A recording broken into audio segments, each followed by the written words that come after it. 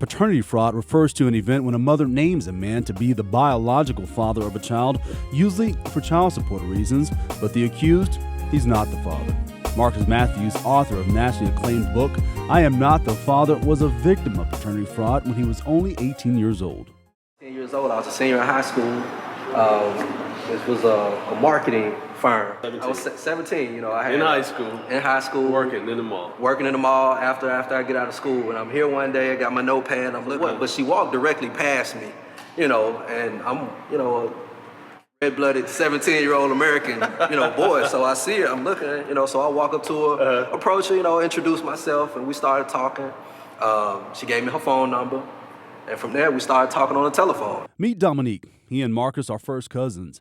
Dominique was falsely accused as well. Reading his older cousin's story gave Dominique the courage to tell his own story. I met her at the mall. She was working at Rainbows, and I took my little cousin shopping at Rainbows. And I don't know, as soon as we walked in, she, asked if we need any assistance. I don't know if it was me or my cousin who said, come help me. But eventually she came over, we started talking. Exchange numbers, start, talking from there. Dan is a public relations executive in Memphis. He was falsely accused and pursued for child support 16 years after the child in question had been born. So what happened? Explain it to me. Well, met a young lady, and we didn't date very long. We had sexual relations one time. And then it was North Mississippi. It was a couple-hour drive away. So I didn't see her much, and actually started a relationship in Memphis that developed, years past. How many years? 16. 16 years passed, and then she pops up in your life again. Yes. And how did that go? I mean, did you know who it was? I mean, did you remember her? Well, she had to remind me. It was a big surprise because she came to work. She came to the front desk and asked to see me. To your job? Right. Mm-hmm. And so I went down and met her and talked to her. And she said, "Did you know you have a son, 15-year-old son?" And I said, "You sure?" Wow. Did your jaw drop? It did, and I said, "Well, you sure?" And she said, "I think he's yours." She said she'd been married and that they'd broken up. And then she said, "Here's a picture," And I said, "Well, he doesn't really look that much like me." Uh-huh. So why did she say she think he's yours? I'm not really sure. We had been together 16 years prior. He was 15 years old. And after the breakup of our marriage, she just decided to come looking for me. Shelton and his mom, Rita, they've known Marcus for decades. The two were raised in the same neighborhood in North Memphis. Not only did Shelton participate in his childhood friend's documentary, his story of being falsely accused is also detailed in the book, I Am Not the Father. Me knowing Marcus, he always had been a writer, even when we was young. So I wasn't surprised that he was going to actually write a book. I was like, okay, well, man, that's a good thing. Go ahead and do it. And he was like, and I'd like you to be a part of it. I'm like, okay, anything you need, just try and support him. So I was positive about the book. It was yeah. So was at someone's house and he was telling about his situation, what happened to him. You had a girlfriend with you at the time, right? Yes, exactly. We was he actually came over to my parents' house, my mom's house at the time. His parents were still staying down the street. So I don't know if he probably I was a college student, and I was at home for that weekend, and he just came up, just stopped by, just knocked on the door. Who is this at the door? Hey, it's Mark. Hey, Mark, come on in. We were just sitting down, just talking. Me, my mom, the young lady who said I was the father. The girl at the time. Yes, and the baby. Was she just a girlfriend or an acquaintance? What? She was a girlfriend, acquaintance, friend type deal. And was the baby born at that time? Mm-hmm. Skylar was here? I think Skylar was here. Okay, so she was here. And she at the house too? She had to be at the house. So she was at the house and this is, you thought was your daughter? Yes, I really thought that this was my daughter. So Marcus came in, and I remember we was just talking, just catching up. He had a baby. He was looking at my baby. He was like, "Oh, Trey, that's good," just congratulating me. And then I asked him about his child, and he told me about his situation. And I was like, man, and to be honest, it kind of bothered me a little bit. I was like, I kind of felt like, man, where is he coming from this? But I didn't I don't know the word I'm trying to look for. I didn't put two and two together. exactly. I didn't put two and two together, and was like, wow, maybe I need to go and get me a paternity test. Did you have doubt before hearing his story? I didn't. I can't see right. I can't say right off I had doubt, but at the same time, I was young and I wanted to do the right thing. You see what I'm saying? So she told me I was the father, and I always, we grew up with men in the house, and so we was one of the few kids in the neighborhood that grew up with men in the house, and it was like, okay, you the dad, okay, so I think I need to do the right thing. I just didn't come off and reject the fact that she said I was the father. Right. So Marcus told his story. You had questions in your head. Did you have a conversation with her about it after y'all left? When you guys got just the two of you were together? But she basically asked me, who is that? And I told her, our relationship. Marcus grew up down the street from us, and and I was kind of upset that that happened to him. And I was like, man, that's I remember telling her stuff like, that's kind of messed up how moms would do these young men about the father. And I recall her saying, well, this your baby. She tried to confirm it then, like, well, I know that this is your child. And then, so I wasn't thinking about it. And plus, I was a college student. The only time I was coming home was on the weekends and holidays. And the baby was, the little girl, she was growing up calling me dad and running to me. And it was just like this was my child. Marcus Warren was falsely accused of fathering a child that died as an infant. Let's see. Well, basically, I was a second semester freshman at the University of Memphis. And it took place around 1995. And basically, I was seeing this girl, and we hung out, and of course, we did our thing, and eventually it came out that she was basically sleeping with more than one guy, on campus. She was basically getting around. So when did you find this out? After talking to a few people, a few of my friends, and catching her, coming in and out of other cats' dorm rooms, I was like, okay, I put two and two together. So you had unprotected sex? No, sir. What happened? Tell me about it. That's how I knew, it wasn't mine. Why? 'Cause the day she called me, it was actually her friend that told me she was pregnant. And I was like, tell her congratulations. And, the phone just went completely dead. They hung up on me. And by the time I made it home, I received another call, and she was like, well, I'm pregnant, it's your baby. I was like, nah, there's no possible way. And she was like, yeah, it's possible. I was like, I will protection, I know it's not mine.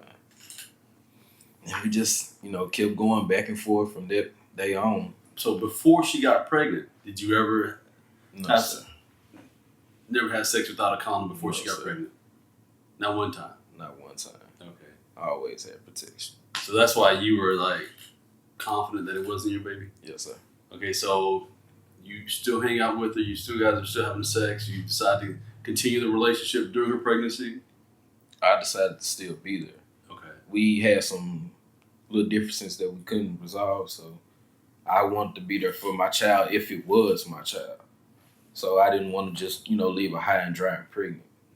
So I was still there helping her get baby stuff, buying all the baby supplies, just getting everything ready, taking her back and forth to doctor's appointments.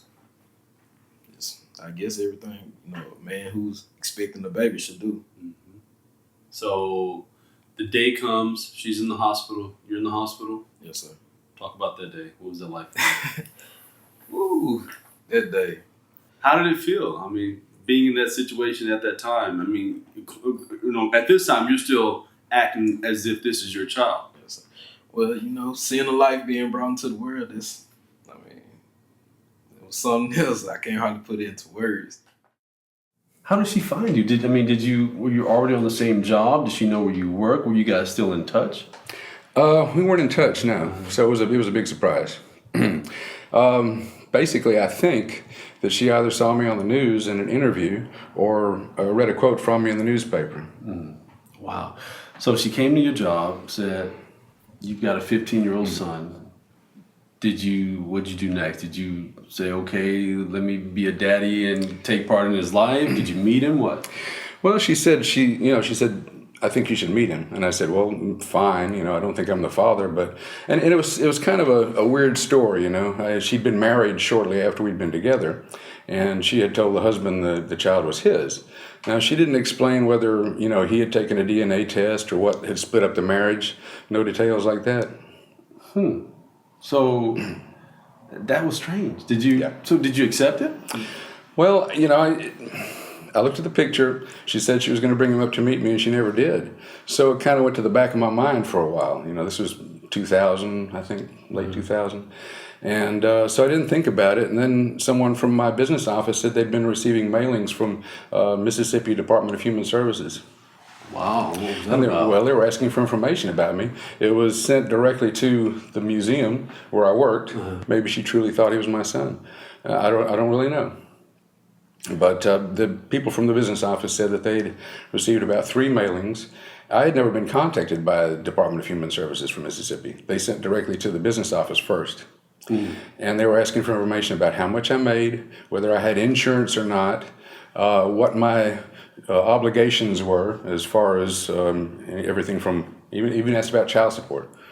Information that should be not shareable without my permission. So after the third one, and they didn't respond because it was a Tennessee institution and this was from Mississippi, and they figured that I had been contacted as well when I hadn't. So, she said, I think you should know about this. Do you know about it? I said, no, I don't. What's it all about? She said, I think they're trying to garnish your wages. I said, how can they do that without due process?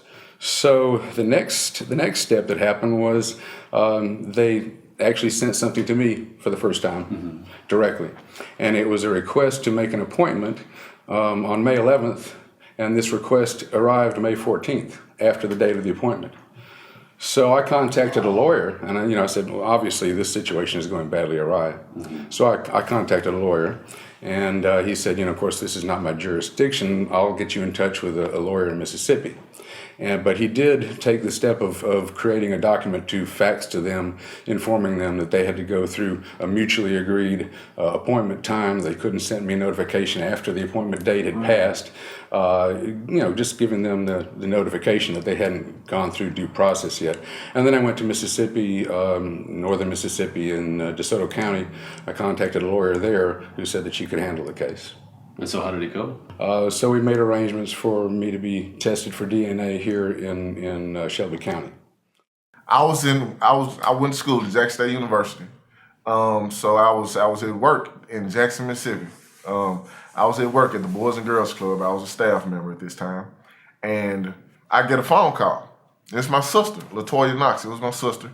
She called me. She goes on to these websites. You can go on like ShelbyCountyJail.com, I think. And she just put in, I guess, everybody's information that she knew. She put in my information, Shelton Knox. It popped up as I had a warrant out for my arrest. So she called and told me this information. I'm like, I'm disturbed. Like, what do I got a warrant out for my arrest for? I haven't been in any trouble. So she's like, yeah, you need to come get this taken care of. You got to turn the warrant out for you. Okay, so bet. Hung up the phone with LaToya and ended up calling the baby's mother. What's going on? Yeah, I got a warrant out for your arrest, blah, blah, blah. You ain't signed a birth certificate and you ain't doing whatever she said I wasn't doing, so she wanted to put me on child support. So I was like, okay, all right, wow. I came home during the week and I turned myself, I had a warrant, so I turned myself in. And we went down there and talked to the people in the office. I forgot the specific name of the office, but so we was talking to these people, and they was like, "Okay, Shelton, you got a court date at this date, and the reason is you didn't sign a birth certificate and all of this stuff." And my dad just asked a question. He said, "Well, how much is it for a blood test?" And she said $135. I mean, the lady replied $135. And my dad was like, "Well, shit, give them 2 of them." Me, honestly, I believe that she thought that she had a meal ticket with me because I guess that, she believed that my parents were very well off, and she would be well taken care of if I was the father. So I believe that's why she Tried to accuse you. Right. Well, so let's back up. So you're in college, you stop seeing her, she comes up, says she's pregnant. You're the daddy. Right. I said, are you out your mind? You know, why are you coming to me with this? You know, all these other guys that I've heard and I'm pretty sure that you slept with. What makes you think that you're going to come to me, put it on me? So how did you react? I mean, what'd you guys do? Did you believe it? No, I didn't. From the beginning, there's right. no way? And I basically just avoided her, you know. I stopped taking the phone calls. She tried to show up in my dorm. So I just kept avoiding her. So I guess she said, okay. She went around my back, somehow got my parents' phone number out the phone book and called my parents. Wow. And told them that she was pregnant by me. And that was probably the worst phone call I ever got. Being in the dorm room, I'm studying, I get this phone call from my mama like, who is this bitch calling me, telling me that you pregnant by her? And my stomach just dropped. Stomach flipped. And you know, my dad was irate, you know. So I said, I didn't know. I was like, at that point, my whole life changed. I couldn't believe this. Here I am, you know, college, B+ average.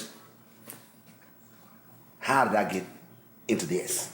I can't believe this is happening to me. It's like it's surreal. Right, you're on this path, and all of a sudden, you know, I get skewed over here with this mess. Yeah. You know, so during the pregnancy, of course, she still harassed me, stalked me, called me, cussing me out, everything. So there was even a point at which she sought revenge. She cut my ties. What? Yeah, she cut my ties. She accused you of being her baby's father. Right, and she cut your ties. then she cut my ties. So she was really taking me down through that. You had a winner, man. Yeah, I know how to pick them, don't I? This was that one particular situation where the child was born with a hole in the heart. That was a tough time for me because you know, I was still in school and I was, you know, still feeling strongly to the point where I didn't think that this was my baby. And here your mother is getting involved, getting attached, getting close. Right, and I didn't want to have any part of it, you know. And it got to the point where she had to tell me, she was like, look, I'm up here with this child. You need to be up here too, you know. And I'm like, but why? I don't feel like it's my child. She was like, regardless of the fact, you still laid down with this girl. And there's still a possibility that it could be your child. So until you find out that it's not your child, you need to bring your tail up here. So over the next, I want to say maybe about 3 weeks to a month, because the child was in there the whole time. Okay. Condition got worse, and the child was not going to make it. It was not going to make it. So at what point did you all decide to get a DNA test? As soon as the baby was born, they drew blood immediately. I mean, I think it took almost 6 weeks to 2 months for the results to come back. But the bad part about it is the child didn't make it. Attorney Carlos Bibbs is a native Memphian with 15 years of experience in family law, paternity, and child support. Paternity is fatherhood.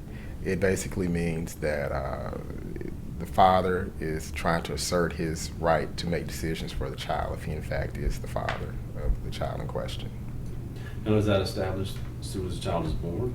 It can be. Quite often people will give birth, you know, the mother will give birth at the hospital, and then there will be a voluntary acknowledgement of paternity done right there at the hospital. The father will be there to sign paperwork in front of a notary, and at that point he is established to be the father of the child. Now, because he's there, does he have to sign the paperwork? No. If there's any question in a father's mind that he's not the father, it's probably better to try to find out if he is before signing any kind of voluntary acknowledgement. And what's the best way to go about doing that? Right now, you know, based on the science that we have today, a father can petition the court for a paternity test. And that's, of course, using the DNA samples of the father and the child and sometimes the mother or even extended family members. How long did it take for you to get the results? When she turned 3. Yeah, It took 3 years to get the results? well, it was her mother, she was lacking. You know, she didn't make it to one of the hearings where she was supposed to get her mouth swabbed. A couple of days after her birthday, I received the letter. Her third birthday? Yes, sir. Now, I went to court, had a court date. I left work, had a court date, and that's when I found out before the judge. What did he tell you? That I wasn't the father. How did it make you feel? What was your reaction? I was hurt, mad, feel like doing some things to her, but at the same time I knew that it was a possibility that the baby could not be mine. So I think it took me like a week to just process everything. And after that, I still, I wanted to see the little girl, because by that time I had got her name tattooed on me. That's a name right there. Anaya. So how old was she when you got that tattooed on you? She was probably about 2. 2? Okay. So, wow. This was before you got the test results. And how old is she now? she's 4. She'll be 5 in January. So this was just last year. Yes. All this just happened to you. So have you talked to her mom since then? I mean, I try my best not to talk to her mother, but I do still, see the little girl, my daughter. I call her my daughter. But, I ask my mother to go pick her up, and then I get her from her mother. How often do you see her? Usually on the weekends. I mean, are you paying child support? No, sir. When I, asked for the DNA test, that's why I asked for it, because I was going to put myself on child support. That way it wouldn't have to, date back to any other date, and then I'd be in the hole somewhere. So. Now, is Naya's real father in her life? No, sir. Not to my knowledge. Okay. From my understanding, her mother wants her to believe that I'm her biological father. But I told her that, that's not right. I told her she needs to know her other side of the family, for health, reasons, all that. How does this make you feel? I mean, you found out you're not her father, but you still want her, you want to be in her life. Yes, sir. I mean, I'm attached to her, and it's not her fault that, things are the way they are. And I've grown attached to her, and I love her just like she's mine. I have another daughter, and I love her just like my other daughters. Do you think you'll be in her life forever? Yes, sir. And then my lawyer called me and she said, Dan, I have some good news for you. And I said, you do? And she said, yes, I have a form here from Department of Human Services, Mississippi, that says your DNA test proved that you are not the father. And I went, whew, that's very good in my respect, because you don't have to worry about back child support and how am I going to afford all this. I mean, it costs to raise a child. Right. But I also worried about the kid. I thought, what's he been going through in his life? Up to this point, maybe stable. Now he doesn't know who his father is or what's going on there. So, at the same time, I felt a little sad for him because, he's been put in a situation where he's essentially a pawn in this. Wow, pretty much. Did you ever ask her, 1, why did she wait so long to tell you? And 2, why she thought you were the father?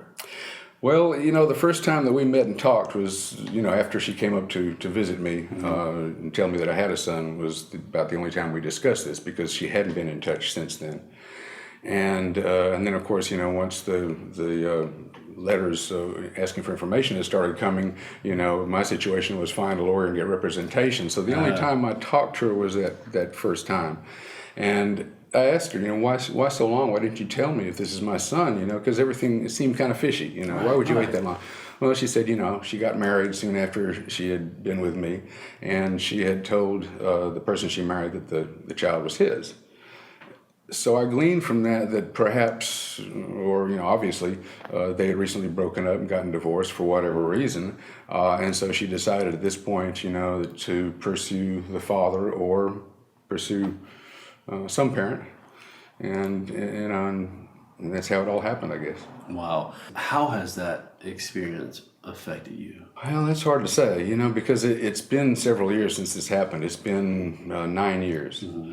But you were an adult. Most of the men that were young, teenagers or early 20s Right. when this happened to them, you were an adult. The child was a teenager, 15, 16 years old. Right.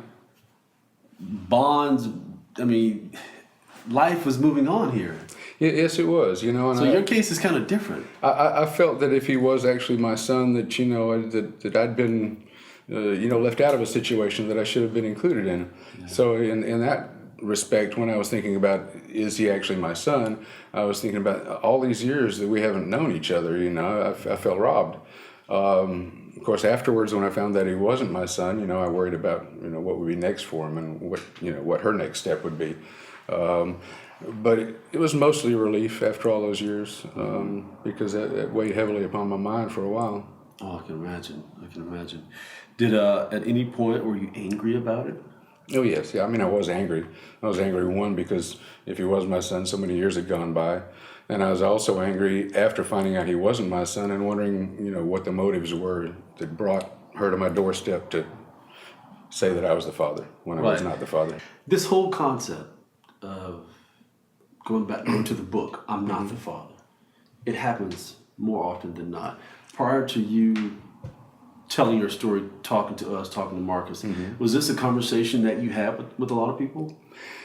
I think, shortly after it was all resolved, I had a lot of conversations with people about it. And I wondered, how many people, were accused of being the father. Particularly folks, right after the birth of a child who don't go through this lengthy time period, who don't question it, who don't get the DNA tests, what happens to them? There must be a huge amount out there, who don't know that they're not the parent. We all make mistakes, and what we hope people will get from this, especially women who are falsely accusing men, to stop doing it. Because in the end, it's the child who really is affected by it. It's the child who loses out in almost all those situations. So, you got the results. Did you get them first, or did your dad get them first? I was at court. I went to court by myself. Okay. I came home, and I brought a friend home from college with me, a close friend. And he stayed at home with my dad, and I went to court. Well, first time being in court, period, in my life. And I was seeing all these guys going up against these women. They were saying the female versus the male name first. And everybody was like, 99, you're 99% the father, you're 30,000. So these are all paternity tests? Yes, it was all paternity tests. Okay. It was a paternity test court hearing date. And all these people, you're 30,000 in the rear on child support. You're 40,000 in the rear on child support. And these guys, these guys get hit. I'm talking about how much money you got to pay me. Sir, I ain't got nothing. Well, you gonna have to do some time. Well, hold on, sir. Let me make a phone call. So it was a tense court date.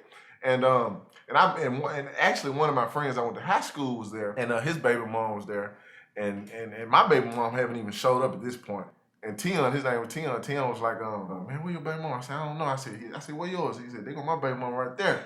And I said, man, that's your son. He was like, that's my boy. He was like, yeah. And I said, man, that's your son. The little boy looked just like him. And then come find out that the baby was his. But I went before Tion. And when they said my name, they said the male versus the female. They said Shelton Knox versus the female's name instead of the female versus Shelton Knox. And I was like, wow. So we get up before the judge. I'm standing on the left side. She's on the right. And, the judge said, I've sent these results to the state of Louisiana and another state for, just of verification purposes. And so he basically clarified, look, we done did a thorough check on you guys. And Shelton Knox III is not the father of Skylar Trinae. 99.9% not the father. the father. So at this point, momentum dropped. My face went down, and I was upset. And I turned around, and she walked over by the clerk, and as if I was going to touch her, but I wasn't. I was upset, and I was highly upset. The judge said, "Shelton, you can go." I didn't think it can happen to me. Yeah. From my experiences in life, I felt that I just had it down packed. I was the one that can give some of my friends some advice on how to deal with situations with young ladies and stuff, and it happened to me. So I'm like, man. So I was upset. I was very upset. I walked out the courtroom, and I walked out the courtroom, and I was walking across the street, and she called my name, and she apologized to me, and I didn't say a word to her. I just looked at her, and I looked at the baby, and the baby wanted to come to my arms. But, I turned around, and I walked back to my car, and the baby screamed like I'd never heard her scream before in my life.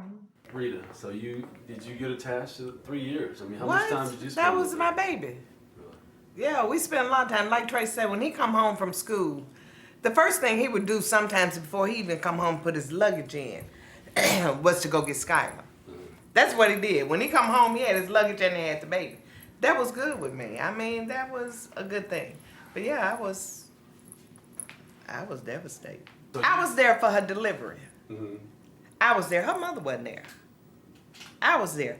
I helped deliver this baby. This baby, I saw this baby take her first breath. I was really attached. I was there from day one to the day they had that court appearance. It was our baby. Wow. So to find out that it wasn't, you know, that was hard.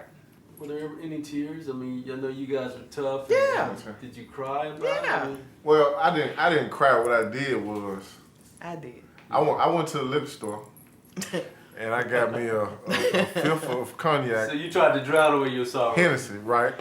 And I did. He's I trying to got be a told. big boy. And my mom told me, she was like, "Baby, that bottle ain't gonna change. It You ain't know, gonna help. once it's over with, it's still gonna be there." And I said, "Yeah, but it's gonna help me right now. You know, it's gonna help me right now get over this point right now." It was hard because I think about all that I have done. Because I was there from day one. I saw this baby take her first breath. This baby was in intensive care. And you know, I could have questioned the dates and all that. I gave her her baby shower. You know, this was our baby. You know, it was joyous. At the time, I had no reason to doubt. You know, but then when doubt did come, it was a lot of pain. It was a lot of anger. Here I am with this girl that I can't stand, with a child that I don't believe is mine. And here we are at this funeral, and I'm riding in the limo with her. She crying, bawling all over the place. So, you know, I'm trying to comfort this girl to the best of my ability, considering the fact that I hate your guts. I know this baby not mine, you know. And it really got surreal going into the church for the funeral and sitting on the front row with her, and this little casket that's this big is sitting in front of me. And that's when I really was in the twilight zone. Like, how in the hell did I get here? You know, and you know, it's emotional. You know, I'm trying to comfort this girl that's sitting next to me, crying her eyes out, just slobbering, falling all over the place. And you know, I really can't stand you, but it's gonna be all right. You know, it's gonna be all right. You know, and then you know, family members walking by, you know, saying, oh, "I'm so sorry for your loss." You know, God's gonna be with you. You know, it's gonna be all right. And I'm like, okay, thank you, whatever. You know. So we sitting down, you know, we eating at the repast. I'm with my parents, you know, her whole family there, you know, even my grandparents were there. So when she collects herself and comes back out, you know, she starts back in on me again. This is at the repast? Yes. After the funeral? Yes. I'm like, are you serious? So what did she say? Just, I mean, I can't remember tip and tap, but, just going off, you know, arguing with me. I'm like, I can't believe you. So I just left. I got in my car. I left everybody. I left my grandparents. I just got in the car and just sped off and left. About a week after that, she calls me and says, we need to talk. This is before even the test results? has not come back yet. Okay. We need to talk. I'm like, what do we need to talk about? She's like, look, just come over to the house. I need to talk to you. So I said, let me go see what she wants. So I get there, and I'm sitting on the couch. She goes upstairs and comes back downstairs with this big manila folder. You know the kind that you have to wrap the red string around it too. Yeah. Uh-huh. And it's full. I said, what's this? So I open it. Medical bills. Doctor bills. I'm like, what you want me to do with this? She's like, oh, we need to talk about how we gonna take care of this. We? Ain't no test came back here. What you giving me these bills for? I don't know why you tripping. You know that's your baby. I said, you got to be kidding. Is that what you called me over here for? I said, you done lost your mind. Of course, I immediately got up and left. Mm-hmm. She wanted me to start discussing paying some bills, and the test still hadn't got back yet. So about a week after that, I get a phone call from my parents.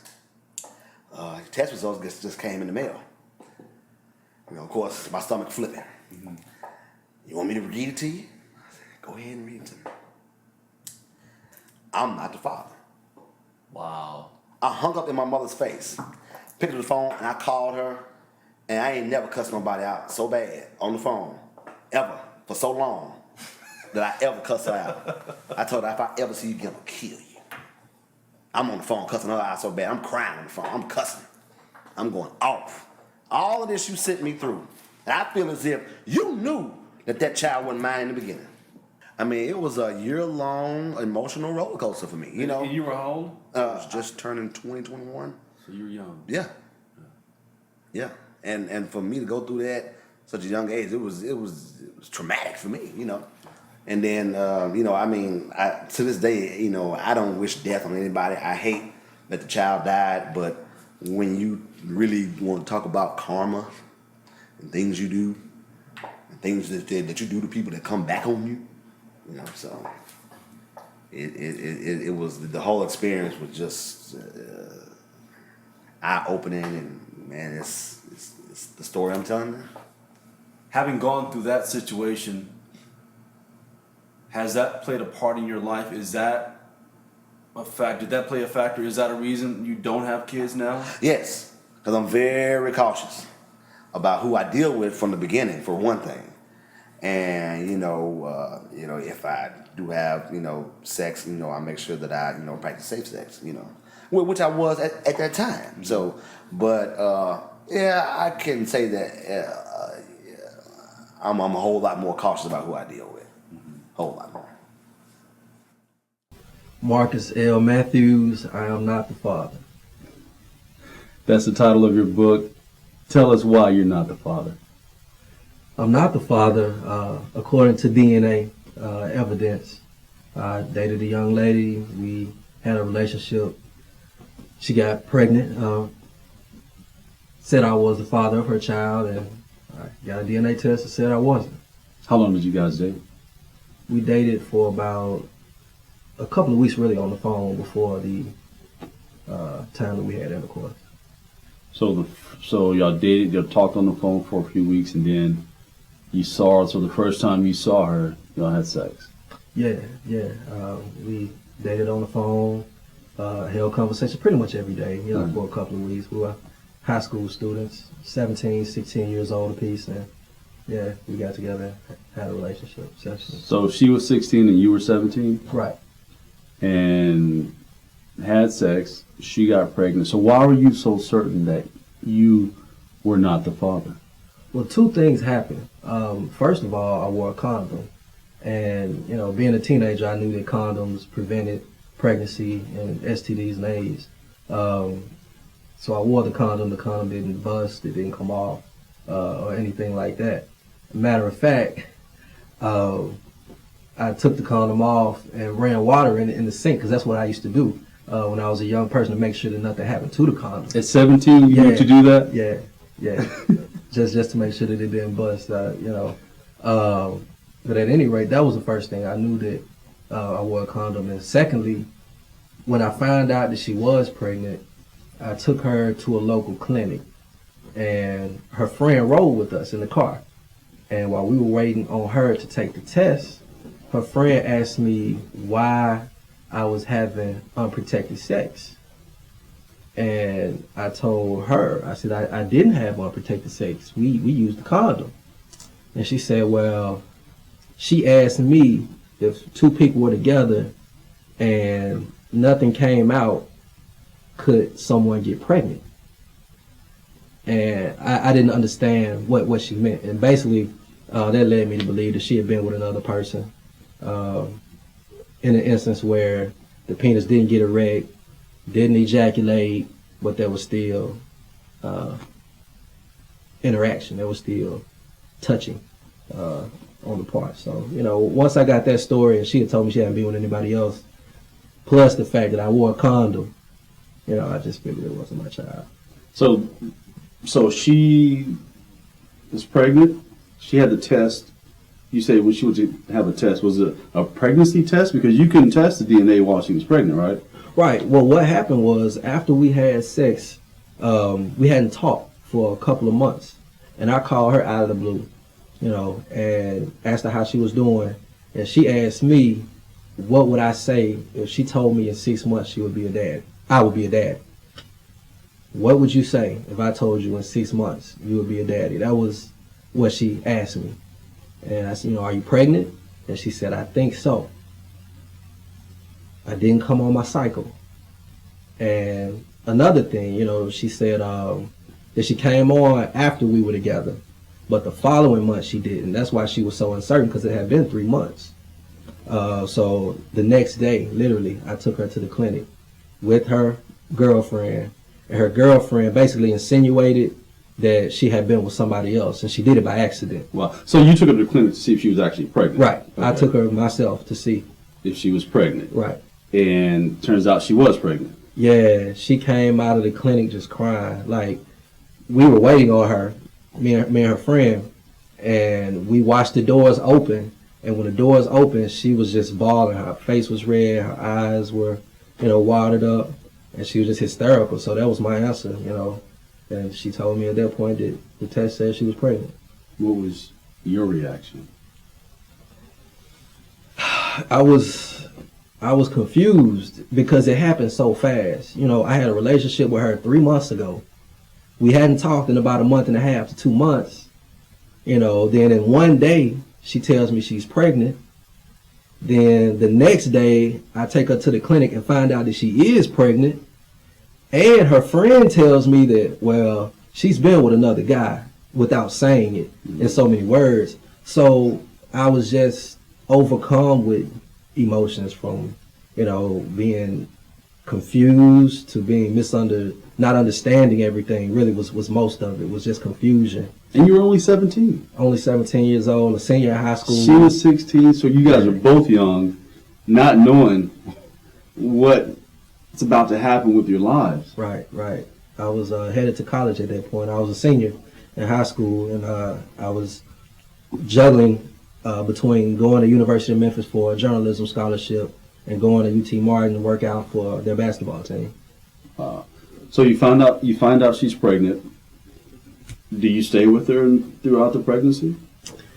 It was weird because instantly I wanted to ask her about her friend's allegation or her friend's question to me, but she was crying and bawling, and she said she wanted to go back to school because I picked her up when she was supposed to go to school and took her to the clinic.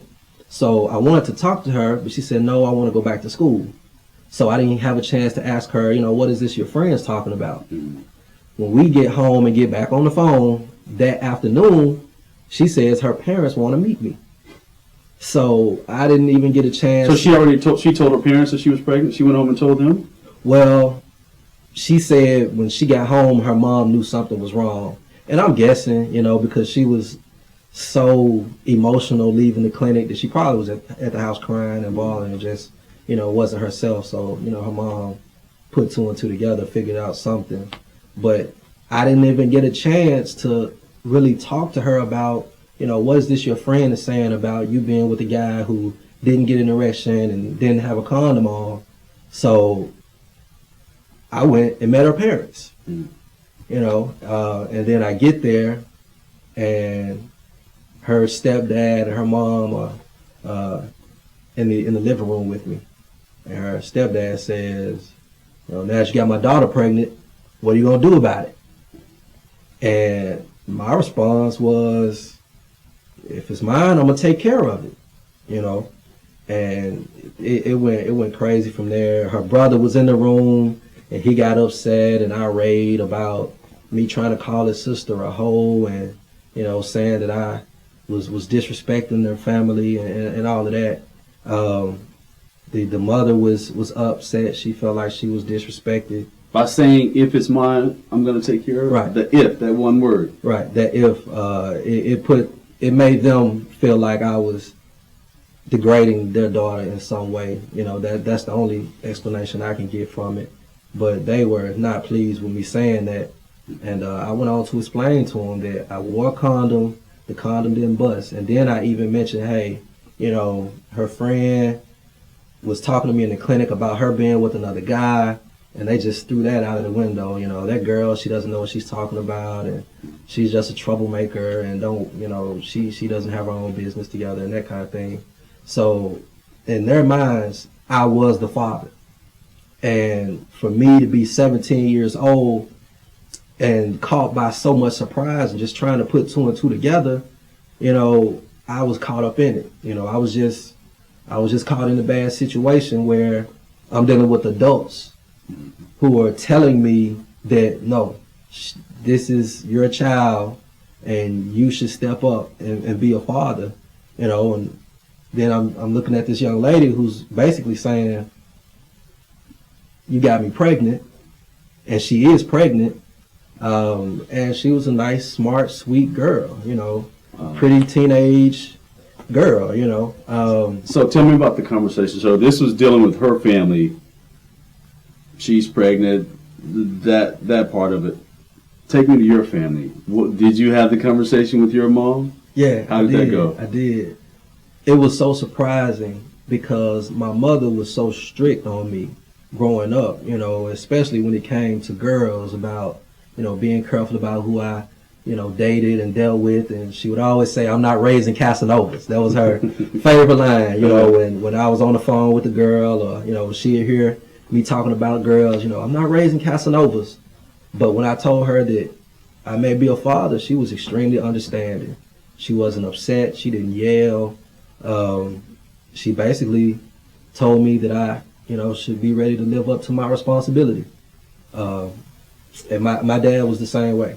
Were you in the hospital when she gave birth? Yeah, I was there the day the child was born. I was headed to class at the U of M, and my advisor, I went to her and I told her, I said, I would call there from campus and just check on her. Mm-hmm. And I called that morning, and her sister-in-law said that she had gone into labor and she was at the hospital. So I went to my professor, my advisor, Dr. Hobson, and I said, the child's about to be born, because she knew of the situation, being my advisor. And she said, go take care of your business. So I left campus, went to the hospital. I missed the actual birth, but I was there maybe 20 minutes after she was born. Mm-hmm. I held her, and it was amazing. I sat there and I looked at her mom, hair wild and, worn out from childbirth. And what was going through your mind? What feeling did you get when you were holding this little girl who you thought was yours? I couldn't believe it. I just really could not believe that this little baby was mine, and it was just, childbirth is beautiful in itself, in and of itself, and just to be a part of that day, and the love from the family and that whole energy, it was amazing. It truly was. Wow. So now the baby's here. At what point did you say, okay, now it's time to find out if I am really the father? That day. That same day. That same day. The child was born. The nurse came in the room with the birth certificate for me to sign. And I actually asked the nurse if she would step outside. And I told her that I did not plan to sign the birth certificate. And I wanted to know if I could have a DNA test performed at the hospital that day.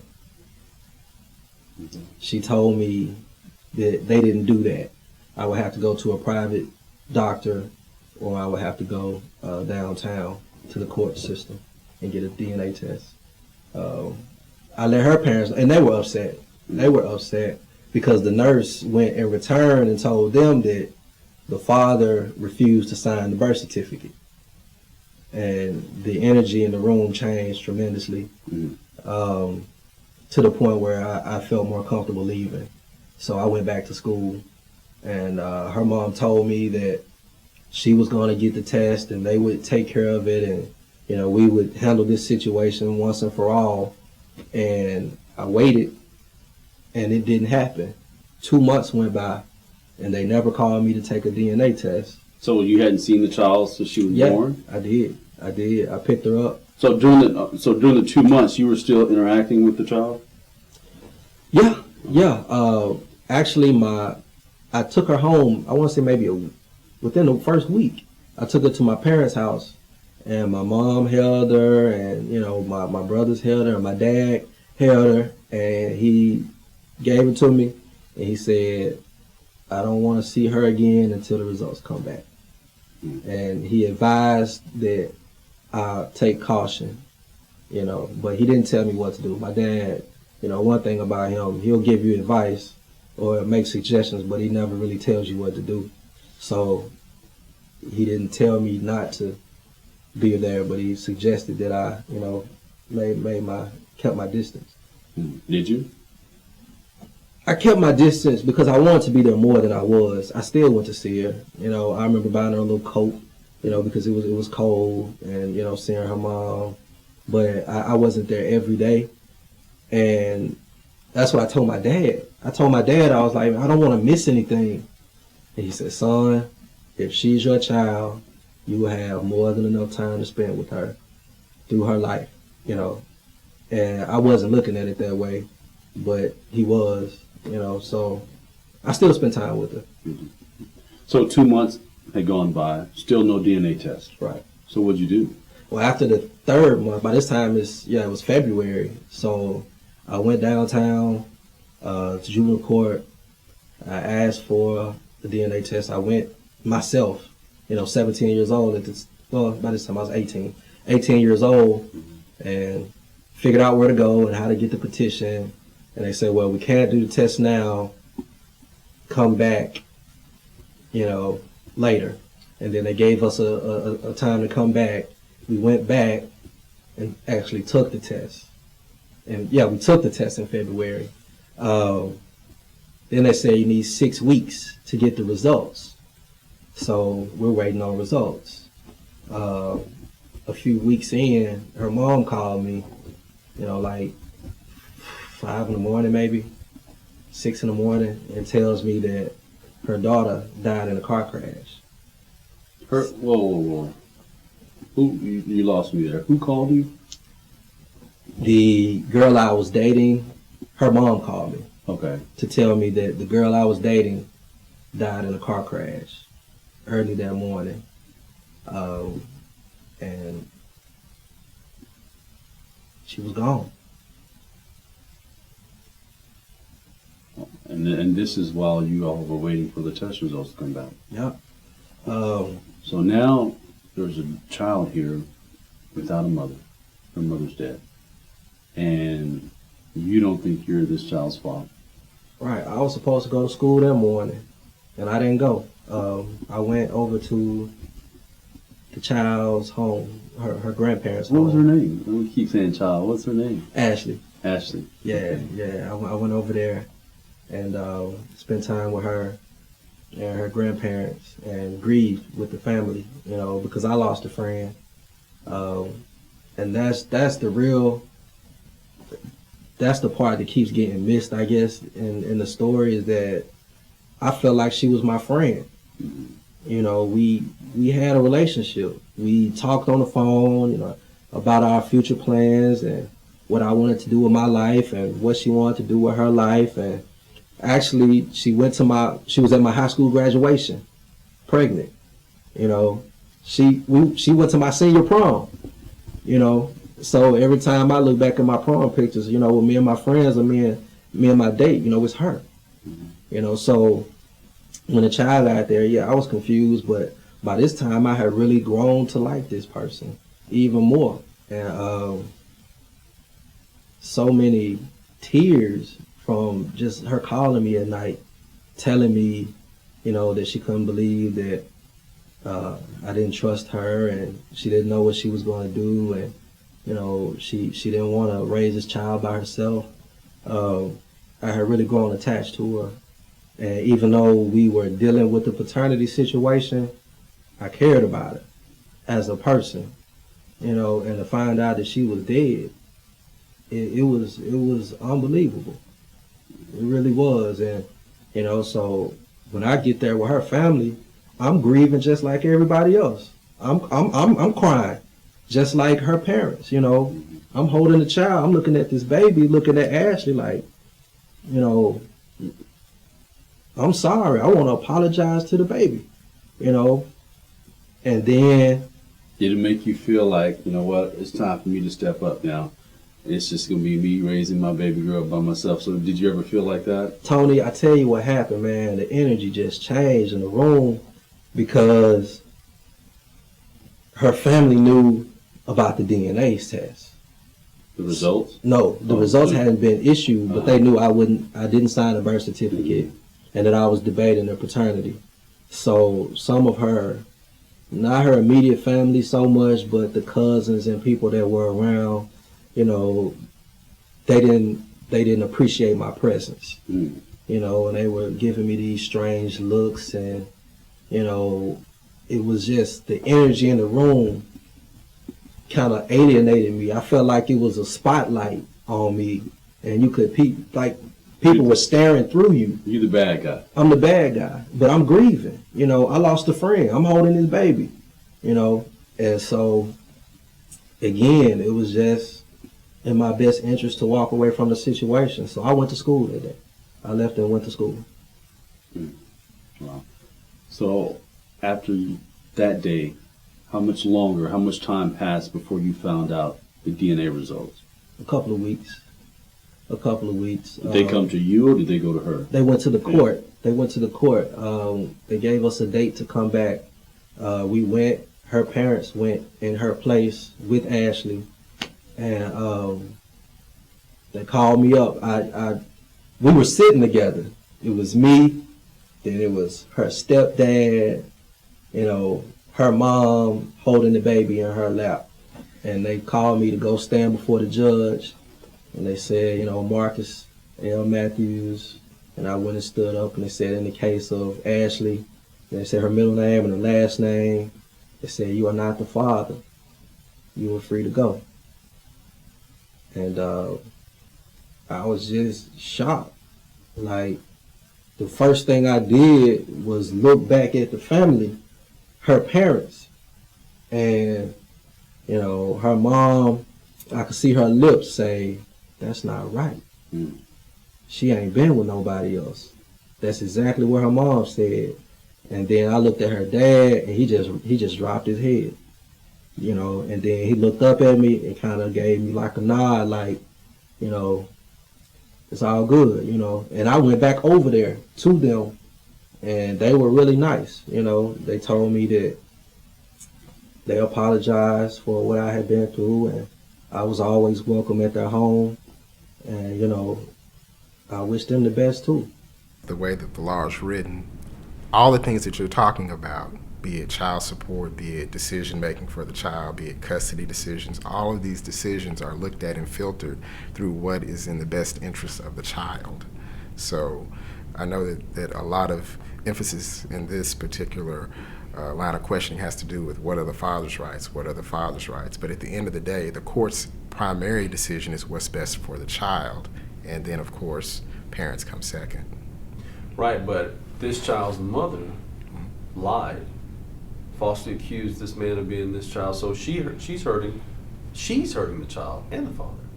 Correct. The child is definitely in the middle of what the parents have done or how the child came to be. But at the end of the day, now that the court is involved, now that the city, the system, all of these benefits are sometimes being paid to keep this child in good condition, now the court has to decide what's in the best interest of the child. And that's why the guardian ad litems are there. They're there to speak for the child and say whether or not it's good for the child to have this paternity reversed. It sounds like you're saying that no matter what, you're still an individual is still at the whim of the court. At the end of the day, court still gets to decide whether or not you keep paying child support or whether or not you can even submit a DNA test to determine. Yes, well, there's no absolute right to a paternity test. I mean, those are decided on a case-by-case basis, and obviously, you know, there are precedents. You know, there are a line of cases that show when there should be a test, but at the same time, there's probably just as many, especially after the time period, that a child will not be tested for paternity, and it's because it's not in the child's best interest at this age, at this stage of her development, to lose a father. Does it have to be a special situation? Well, I guess it's hard to just put your finger on what the best interests of a child are in any given situation. We look at what's best for the child's welfare. How do we establish who this child really is genetically and emotionally, and make sure that this child gets everything she needs to become a productive citizen and not be held back by the decisions that the parents made. either willingly or unwillingly, to who she is. The best advice is to act quickly. Act as soon as you can. You never know what the future will hold. You never know if the family that you have this issue with is ready to move, or in some cases get ill, or something that's necessary today may not be here tomorrow. And of course, it's also the issue of bonding with the child that I'm not saying is something you need to avoid, but I'm just saying it's something that you have to address quickly so that you can bond with that child if you are the father. There is an assumption that if you sit on your rights, then you lose them. So if the father, knows that this child is here and that someone says it's yours, or, the child's been coming to your house and your name's on the birth certificate, obviously when you sit on those rights, you lose them. My story and 4 more stories are in I Am Not the Father, Narratives of Men Falsely Accused of Paternity. If you didn't tell your story, these other guys wouldn't have came forward. You wouldn't have known. Tennessee, Memphis, the world would have known that so many men go through this, have gone through this, and continue to go through this. And hopefully, this will shed a light to some women about not doing this, right? Exactly, and I didn't know it happened so frequently. What do you hope people get from hearing your story? Just a better understanding. I mean, you can't believe everything you hear, and it's better to be safe and really just to wait. All the young men out there, just wait. Because it's not a hoe what it's cracked up to be. Just wait. And why did you decide to talk and tell your story? I guess I just felt the need to be heard, and my cousin presented the perfect opportunity to talk about it. Try and be honest in your relationships, be truthful, be upfront to begin with, and things work out much better when you do that. Know who you're dealing with. Know in depth who you're dealing with. You found out you're not the father. Right. How has that situation impacted your life? I became paranoid.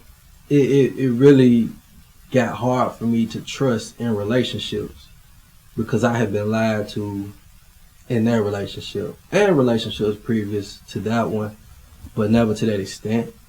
And not to say that I had never lied in a relationship. We're all people and we make mistakes, but just to have to go through so much because of being lied to, all of that came, all of the anger and the frustration and the confusion and the hurt and the pain that I experienced came from that one lie, just this is your baby, So I became distrustful in relationships and, overly analytical. But you trusted someone enough to get married, though.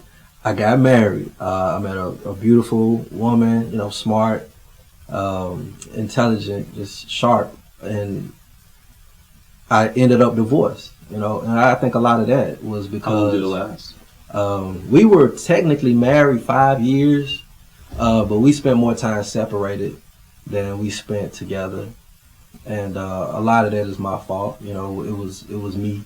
I guess looking too hard into things and just being overly analytical, and I guess it kind of made me just like an asshole to a degree, just difficult to deal with because I wanted explanations for things that now that I look back that don't even really need to be explained necessarily in a relationship. I wanted to know so much. I wanted to be sure that I wasn't being taken advantage of or lied to, and I'm still that way. Like, I still look into relationships like I want to make sure that this girl isn't just trying to act like she likes me because, I'm an author, or because I'm a producer, or because, I've got degrees, or, whatever, so, because that's the only explanation I have, because the girl I dealt with was dead. So it's like, she probably said it was me, because I was headed to college, because I wasn't a thug, because my life was headed in the right direction. So she felt like I would make a good father. So maybe these women out here, you know, they want me because they think I'm gonna make a good husband, or they want me because I got my life together and I'm headed in a positive direction. And it makes you paranoid to the point where sometimes an answer just isn't good enough.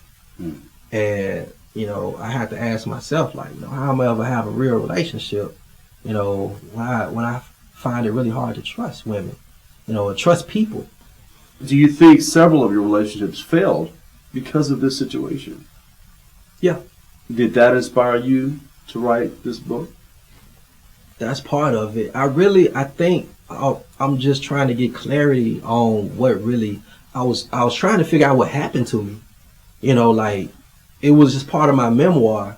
And really, the story I wanted to write was growing up in the hood, in Fraser, in Memphis, Tennessee, and becoming a doctor of education to inspire young men out here, you know, young black men who think that all they have is sports and entertainment, to show them that you can get an education and become successful.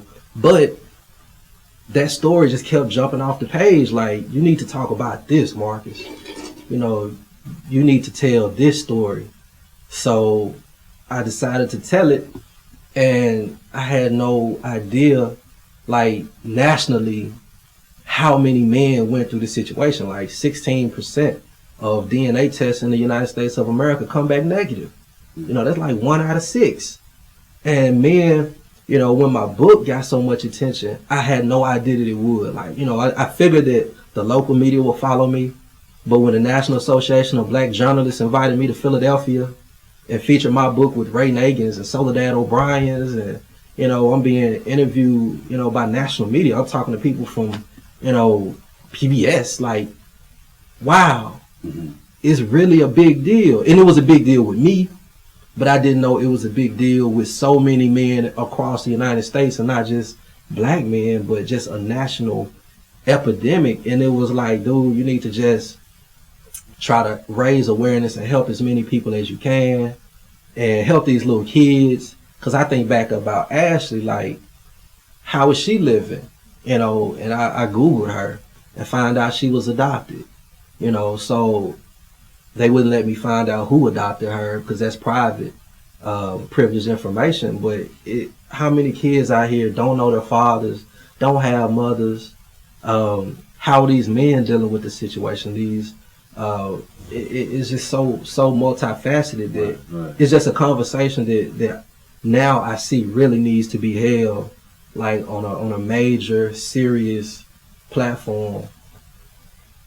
How has all this helped you? Are you now a better man? Are you a better boyfriend? You're not married again. Are you now in a position, because of this, to be in a stable relationship, a healthy relationship with a woman? Well, I think it's helping me to be in a healthy relationship with myself. Just being able to tell the story was therapeutic. You know, it just helped me to heal. And then hearing these other stories has helped these other men heal, and it's helped me heal too. Just listening to these other guys tell their stories, it's amazing, because guys don't get a chance to vent. Guys don't get a chance to talk. We tend to hold stuff in. Right, more and often than society not. tells us that, you know, you have to, you know, suck it show up, your feelings, be tough, keep it moving, you know, and it's helped those guys. I've had people walk up to me on the street, you know, telling me about their situations with their kids that they thought they were theirs. That, you know, they've been encouraged to go get DNA tests, you know, so it's helped me, and it's also helped my purpose, you know, just to be able to know that I've got something positive to feed our society, you know, just to a message to relate to young people and parents. It's helped me tremendously in my healing process. And, you know, I guess I want to continue to heal and to continue to hopefully get back to the point where I can be a husband and a father and those things. Like you said, there are so many men that have gone through this situation, that are still going through this situation. I am not the father opened up the dialogue for people, for men, probably will make women think twice before they blame a man who's not the father of being the father of their child. So, you know, you've done a great thing with this book, and I applaud you, what you have done, what you're doing, what you went through, and the transformation, the growth that you have gotten from your experience, from writing the book, and from producing this documentary. So as we sign off, you know, look into the camera, tell us your name again, and tell us if you're the father. My name is Marcus L. Matthews. I am not the father.